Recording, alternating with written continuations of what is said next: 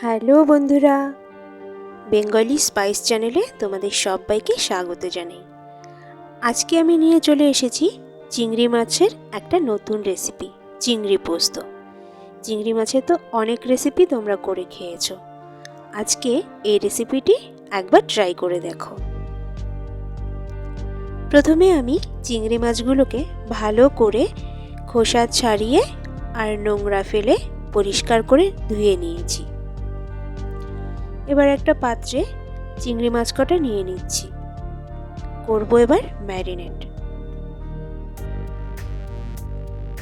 দিয়ে দিচ্ছি স্বাদ মতো নুন, দিয়ে দিলাম হলুদ গুঁড়ো, এবার দিচ্ছি সামান্য লঙ্কা গুঁড়ো। তোমরা চাইলে একটা স্কিপ করতে পারো। আর এখানে দিয়ে দিচ্ছি লেবুর রস, হাফ লেবুর রস।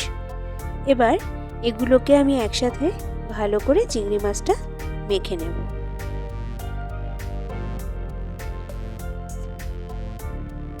চিংড়ি মাছটা মাখা হয়ে এটা প্রায় 5 মিনিটের মতো থাক, তার ভেতরে আমি পোস্তটা বেটে নিয়ে আসব। এখানে পোস্ত, গোটা কাঁচা লঙ্কা আছে দুটো, আর গোটা শুকনো লঙ্কা, এগুলো একসাথে বাটা আছে। পোস্তটা মিহি করে বাটা নেই। আর নিয়ে নিচ্ছি দুটো চেরা কাঁচা লঙ্কা,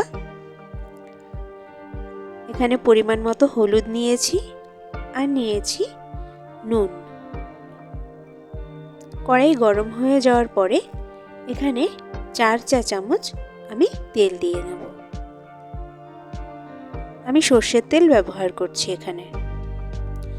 তেল খুব ভালো করে গরম হয়ে গেলে চিংড়ি মাছগুলো দিয়ে দেব।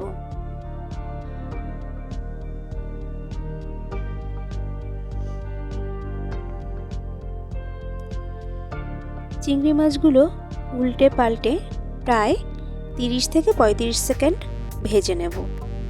এটা খেয়াল রাখতে হবে যাতে চিংড়ি মাছটা শক্ত হয়ে না যায়।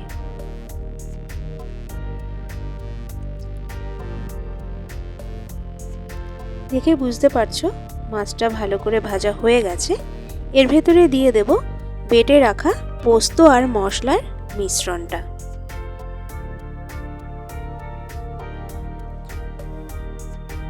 পোস্ত বাটা ছিল যে বাটিতে, সেই বাটি ধুয়ে আমি প্রয়োজন মতো জল দিয়ে দেব।